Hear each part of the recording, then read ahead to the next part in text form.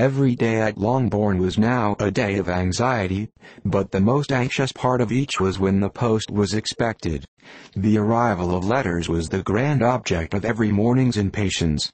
Through letters, whatever of good or bad was to be told would be communicated, and every succeeding day was expected to bring some news of importance.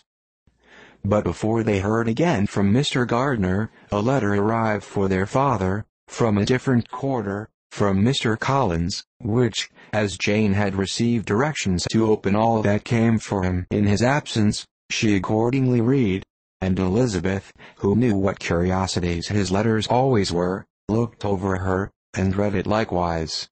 It was as follows. My dear sir, I feel myself called upon, by our relationship, and my situation in life, to condole with you on the grievous affliction you are now suffering under, of which we were yesterday informed by a letter from Hertfordshire. Be assured, my dear sir, that Mrs. Collins and myself sincerely sympathize with you and all your respectable family, in your present distress, which must be of the bitterest kind, because proceeding from a cause which no time can remove. No arguments shall be wanting on my part that can alleviate so severe a misfortune, or that may comfort you, under a circumstance that must be of all others the most afflicting to a parent's mind.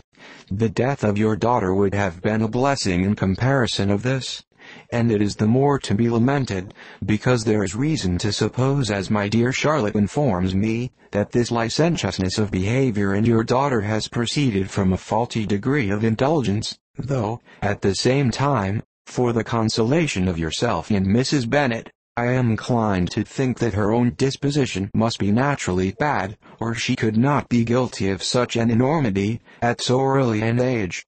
Howsoever that may be, you are grievously to be pitied, in which opinion I am not only adjoined by Mrs. Collins, but likewise by Lady Catherine and her daughter, to whom I have related the affair.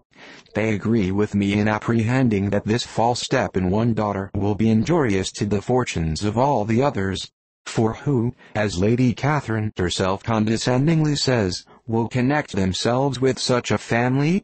And this consideration leads me moreover to reflect, with augmented satisfaction, on a certain event of last November, for had it been otherwise, I must have been involved in all your sorrow and disgrace.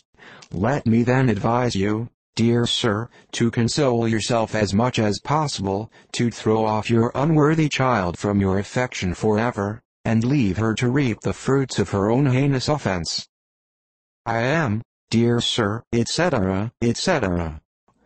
Mr. Gardiner did not write again till he had received an answer from Colonel Forster, and then he had nothing of a pleasant nature to send. It was not known that Wickham had a single relationship with whom he kept up any connection, and it was certain that he had no near one living. His former acquaintances had been numerous, but since he had been in the militia, it did not appear that he was on terms of particular friendship with any of them.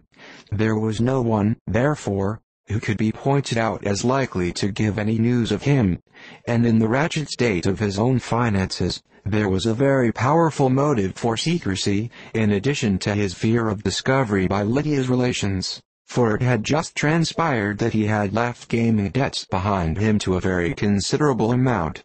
Colonel Forster believed that more than £1,000 would be necessary to clear his expenses at Brighton. He owed a good deal in town, but his debts of honor were still more formidable. Mr. Gardiner did not attempt to conceal these particulars from the Longbourn family. Jane heard them with horror. "A gamester!" she cried. "This is wholly unexpected. I had not an idea of it." Mr. Gardiner added in his letter, that they might expect to see their father at home on the following day, which was Saturday. Rendered spiritless by the ill success of all their endeavors, he had yielded to his brother-in-law's entreaty that he would return to his family, and leave it to him to do whatever occasion might suggest to be advisable for continuing their pursuit. When Mrs. Bennet was told of this, she did not express so much satisfaction as her children expected, considering what her anxiety for his life had been before.